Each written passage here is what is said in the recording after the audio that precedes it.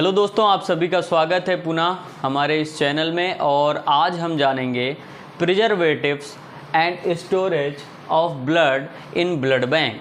Blood bank में कौन से प्रिजर्वेटिव यूज़ होते हैं और किसका स्टोरेज टाइम होता है और स्टोरेज कितने डिग्री पे रखोगे, कितना सेल्फ लाइफ होगा, ये सब कुछ बातें इसी एक वीडियो में आपको बताई जाएंगी। तो वीडियो को चलिए स्टार्ट करते हैं। और अगर आप चैनल पर नए आए हैं तो चैनल को ज़रूर सब्सक्राइब कर लीजिएगा और कोई भी सवाल होता है तो आप हमें कमेंट करिए।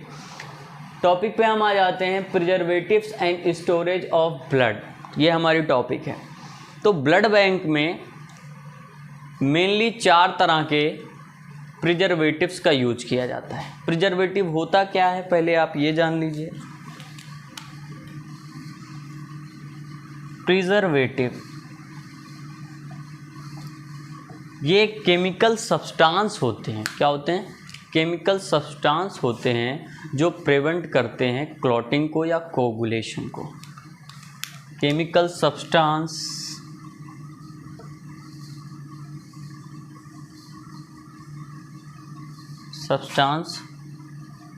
which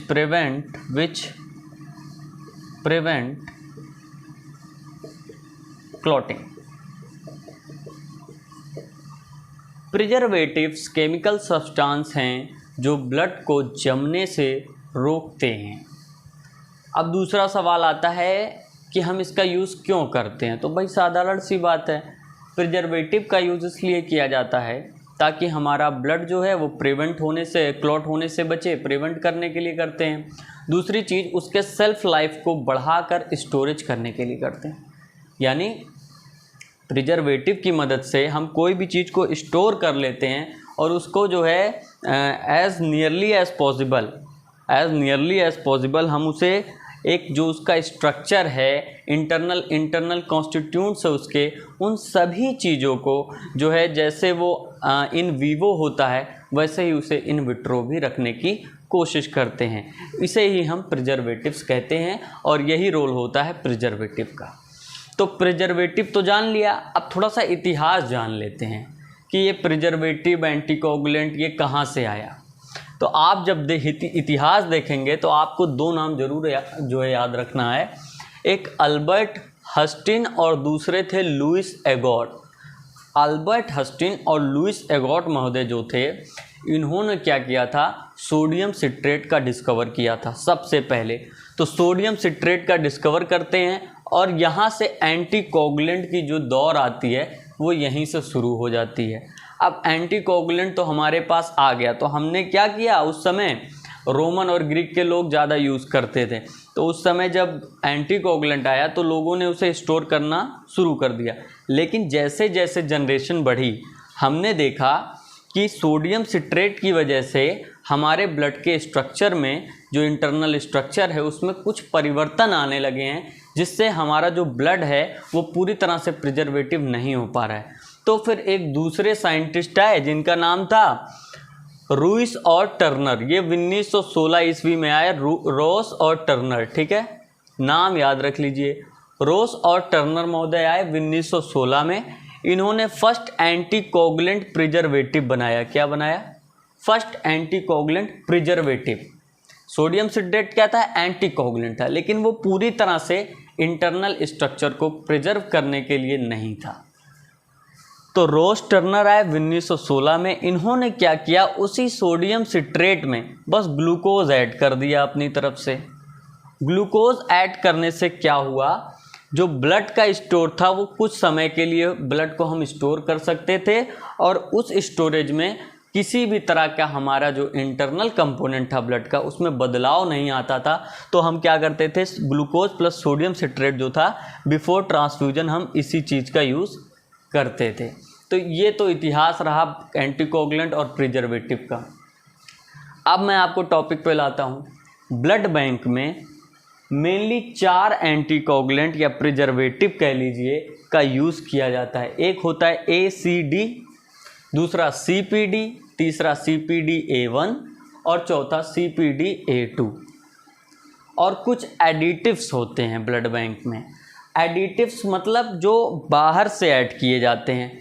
ये तो बैग में होता है, और ये दूसरे बैग में होता है जो फिर ट्रांसफ़र करके हमें प्राइमरी बैग में डालना होता है। एडिटिव्स कितने होते हैं तो आप कहोगे 2 होते हैं, एक सैगम एक बैगम।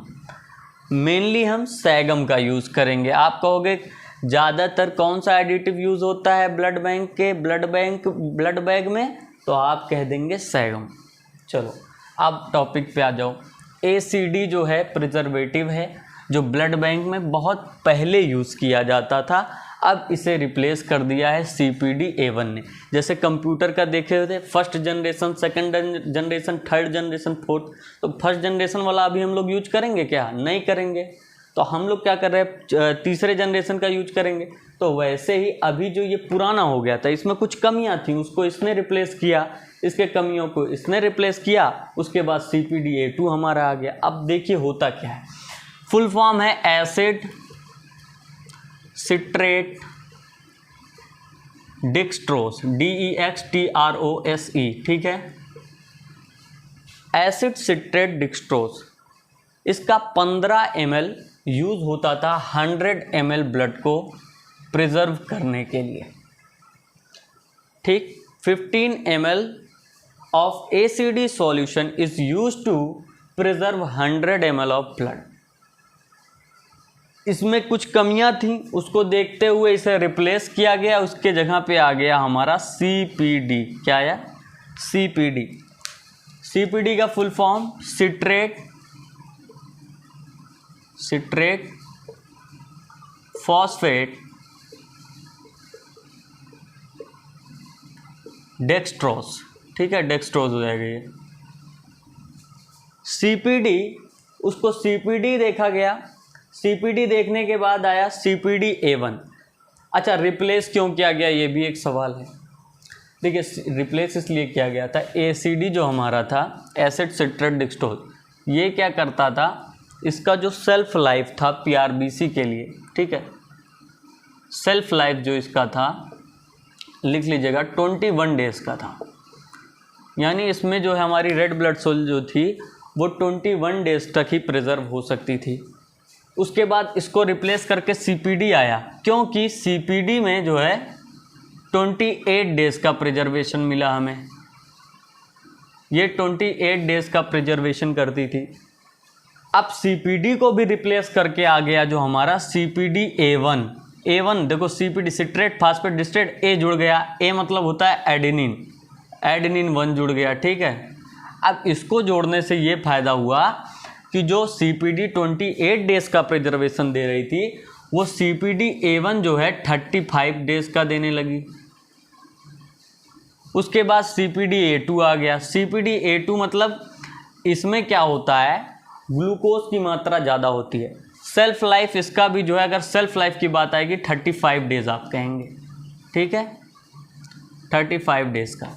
लेकिन इसमें CPD A1 की तुलना में ज़्यादा ग्लूकोज होता है। चलो ये बात हो गई, सेल्फ लाइफ के वजह से जनरेशन इसका चेंज हुआ, ACD से हमने CPD लिया, CPD से CPD A1, CPD A2 आ गया। अच्छा, यहाँ 14 ml मैंने लिखा है 14 ml, तो देख लो CPD A1 हो या CPD A2, इसका 14 ml, इसका भी 14 ml यूज़ होता है 100 ml ब्लड को प्रिजर्व करने के लिए। फिर से मैं आपको बता रहा हूँ, प्रिजर्वेटिव 4 तरह के होते हैं, ACD, CPD A1, CPD A2। ACD जो हमारा होता है वो 21 दिन का सेल्फ लाइफ होता है और 15 ml यूज होता है 100 ml ब्लड के प्रिजर्वेशन के लिए। अब आप कहोगे इसको क्यों हटाया गया, रिप्लेस किया गया, इसके जगह पे CPD क्यों आया? क्योंकि इसका 21 डेज का सेल्फ लाइफ था। अब CPD आ गया, सिट्रेट फास्फेट डिस्ट्रेट, इसका सेल्फ लाइफ 28 डेज का था। अब आप ही बताओ, एक 21 दिन है, एक 28 दिन, तो 28 दिन की ओर जाओगे तो 28 दिन का था। CPD का 14 ml यूज़ होता है 100 ml ब्लड के प्रिजर्वेशन के लिए। CPD A1 आ जाएगा, यहाँ पे एडेनिन जुड़ जाएगा। बस एडेनिन जुड़ने की वजह से सेल्फ लाइफ जो होगा RBC का वो 35 डेज हो जाएगा और इसका भी 14 ml यूज़ होगा 100 ml को प्रिजर्व करने के लिए। इसको रिप्लेस तो नहीं किया गया है, अभी भी कभी कभी जो बैग है ब्लड बैग, उसमें CPD A1 भी आता है, A2 भी आता है, तो रिप्लेस तो नहीं किया गया है, ऐसा नहीं कह सकते हैं, लेकिन अब किया जा रहा है। तो CPD-A2 क्या है? आप कहोगे इसकी भी सेल्फ लाइफ होती है सर 35 डेज़ की, लेकिन इसमें क्या है, ग्लूकोज की मात्रा ज़्यादा होती है, बस यही फ़र्क है A1 से A2 का। इसका भी 14 ml यूज होता है 100 ml ब्लड को प्रिजर्व करने के लिए। तो जब आप जोड़ोगे तो CPD के लिए, ठीक है, जो 14 ml वाले जितने हैं उनका अगर 350 ml ब्लड बैग में आप कलेक्ट कर रहे हैं तो 49 ml यूज होगा एंटीकोगुलेंट CPD। 350 ml के लिए 49 ml का एंटीकोगुलेंट का यूज़ होता है। इसी तरह से 400 ml के लिए 63 ml CPD लगता है, ठीक। तो ये आपसे MCQ वगैरह में पूछ सकता है कि 350 ml में कितने एंटीकोगुलेंट की मात्रा होती है, आप कह देंगे 49 ml। 400 ml में कितनी होती है, आप कहेंगे 63 ml। चलो ये हो गया हमारे प्रिजर्वेटिव्स जो हमारे एंटीकोगुलेंट थे। अब एडिटिव्स मैंने लिखा जो बाहरी ऐड किया जाता है, इसे ट्रांसफ़र करके जो है उसकी लाइफ बढ़ाया जाता है। तो इसमें सैगम है और बैगम आता है। बैगम का हम ज़्यादातर यूज़ नहीं करते हैं, मेनली हम सैगम का यूज़ करते हैं। सैगम का full form सेलाइन adenine glucose mannitol होता है। क्या होगा, इसे आप लिख लें।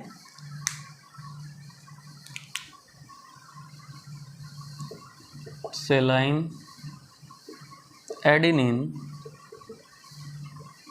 Glucose mannitol. अब सैगम जब हम CPD-A1 या A2 में यूज़ करेंगे तो सैगम का ये खासियत होता है, ये 7 दिन का 7 डेज़ का लाइफ बढ़ा देता है, 7 डेज़ का। तो अब आप ही बताओ, अगर हम सैगम को CPD-A1 या A2 ले लो जिसकी सेल्फ लाइफ 35 डेज़ है, तो 35 डेज़ वाला ये है, इसमें हमने 7 दिन का ये भी ऐड कर दिया। तो अब जो हमारा सेल्फ लाइफ हुआ CPD में वो आप जोड़िए 42 डेज़ हो गया। क्या हो गया, 42 डेज़ का सेल्फ लाइफ हो गया। तो आपको समझ में आ गया, जब CPD-A1 में सैगम यूज हो जाता है सैगम के साथ, तो आप कहोगे shelf life 42 days, without SAGM 35 days होता है। तो ये थे प्रिजर्वेटिव। अब हम जो बताएंगे वो इस प्रिजर्वेटिव में जो केमिकल यूज हुए हैं उनका क्या क्या फंक्शन होता है, इसको भी चलिए जान लेते हैं। अब ब्लड बैग में जो एंटीकोगुलेंट यूज होता है जैसे कि CPD-A1, तो इसके जो केमिकल्स हैं उनका फंक्शन क्या होता है ये जान लिया जाए। CPD-A1 full form citrate phosphate dextrose adenine. Citrate का क्या काम होता है भैया आपके ब्लड बैग में, तो आप कहेंगे सिट्रेट का काम होता है it act as a chelating calcium.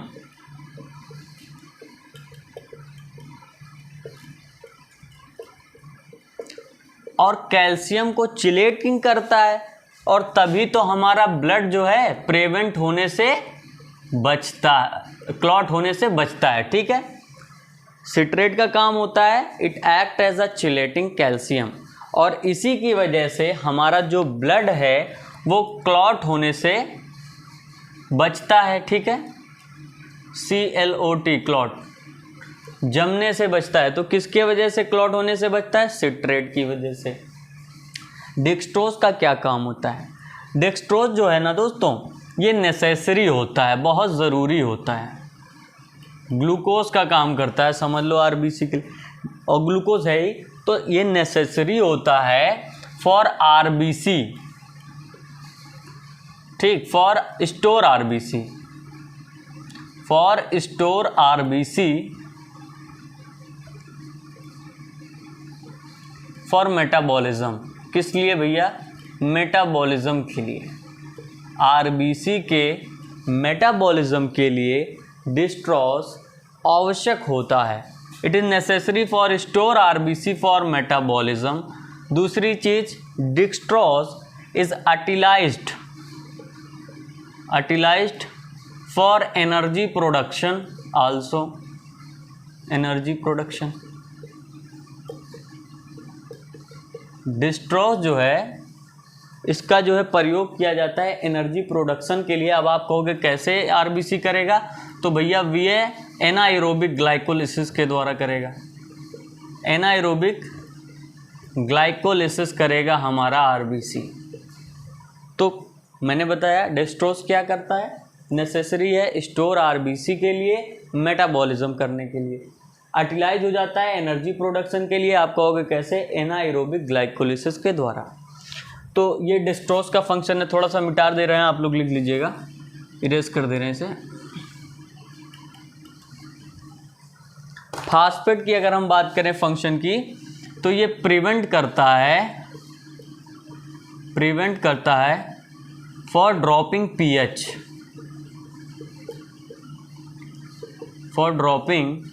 PH, हमारे जो ब्लड का पीएच है उसे गिरने नहीं देता है, तो ये काम होता है हमारे फॉस्फेट का।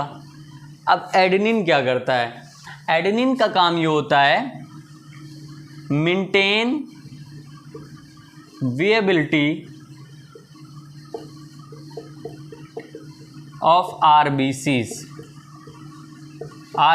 की विएबिलिटी को मेंटेन करता है। विएबिलिटी के मतलब आरबीसी के अंदर एटीपी के सिंथेसिस को इम्प्रूव करता है, बेहतर करता है, जिससे जो सीपीडी में सेल्फ लाइफ 28 दिन की केवल थी, एडेनिन डालने की वजह से 7 दिन बढ़ जाती है और 35 डेज़ का इसका जो है CPDA1 का हो जाता है हमारा सेल्फ लाइफ। और इसी CPDA1 में जब हम सैगम यूज़ कर देते हैं, सैगम डाल देते हैं, तो सैगम 7 दिन का जो है इसका पीरियड बढ़ा देता है सेल्फ लाइफ का, और ये टोटल 42 डेज़ की सेल्फ लाइफ इसकी हो जाती है। चलो ये हो गया जो हमारे केमिकल्स थे एंटीकोगुलेंट्स के, उनके काम क्या थे उन्हें हमने जान लिया। अब हम जानेंगे स्टोरेज टेम्परेचर के बारे में, यानी जब हम ब्लड कंपोनेंट बना लेते हैं तो मुख्यतः ब्लड बैंक में 3 तरह के ब्लड कंपोनेंट बनाए जाते हैं, एक PRBC packet red blood cell, एक FFP जिसे फ्रेश फ्रोजन प्लाज्मा, और एक होता है प्लेटलेट्स। ये 3 चीज़ें बनाई जाती हैं। इन तीनों का टेम्परेचर जो स्टोरेज करने का है वो अलग अलग होता है। जैसे कि PRBC और होल ब्लड को हम रखते हैं +2 से +6 डिग्री सेल्सियस पे, ठीक है, +2 से +6 डिग्री सेंटीग्रेड पे रखोगे।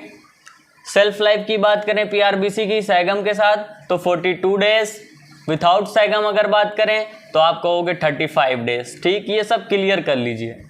FFP फ्रेश फ्रोजन प्लाज्मा कहाँ रखोगे, आप कहोगे डीप फ्रीजर में रखेंगे। कहाँ रखेंगे, डीप फ्रीजर में रखेंगे, जिसका temperature less than 40 degree centigrade होगा या और कूल होगा, और कूलर होगा, ठीक है, और कूल होगा। FFP का सेल्फ लाइफ पूछोगे, FFP कब तक रहता है मान, तो मैं बताऊंगा आपको सेल्फ लाइफ की बात करें, ठीक, तो ये रहता है 1 ईयर के लिए। 1 ईयर के लिए सेल्फ लाइफ इसकी रहती है, 1 साल तक जो है। और जब आपको इसे देना होता है ट्रांसफ्यूजन के लिए तो थ्रॉविंग करना पड़ता है, और थ्रॉविंग के बाद ही ट्रांसफ्यूजन किया जाता है, ठीक है। और थ्रॉविंग कहाँ करते हो, थ्रॉविंग बाथ एक बना होता है, आप लोग ब्लड बैंक में गए होंगे तो देखोगे थ्रॉविंग बाथ में इसको बाथिंग किया जाता है, बात होता है इसका। उसके बाद जब थ्रॉविंग ये हो जाता है तो उसके बाद इसे ट्रांसफ्यूजन विदिन 30 मिनट्स में करना होता है। अब यहाँ प्लेटलेट्स हैं, ये क्या है, प्लेटलेट्स हैं। प्लेटलेट्स का जो स्टोरेज है टेम्परेचर वो 20 से 24 डिग्री सेंटीग्रेड रखा गया है, और इसकी सेल्फ लाइफ की अगर हम बात करें तो 5 दिन की सेल्फ लाइफ होती है, 5 डेज, ठीक है। और 5 दिन के बाद ये एक्सपायर हो जाता है, ट्रांसफ्यूजन के लायक नहीं रहता है। तो ये था वीडियो जो मैंने बताया प्रिजर्वेटिव्स क्या होते हैं, कलेक्शन कैसे करते हो, इस पर भी वीडियो बनाई गई है, आप लोग देख सकते हैं। तो ब्लड बैंक की सीरीज हम 1 बाय 1 कंप्लीट कर ही रहे हैं, और आई होप आपको ये वीडियो समझ में आई होगी। कोई भी क्वेश्चन होता है तो उसे कमेंट में हमसे पूछ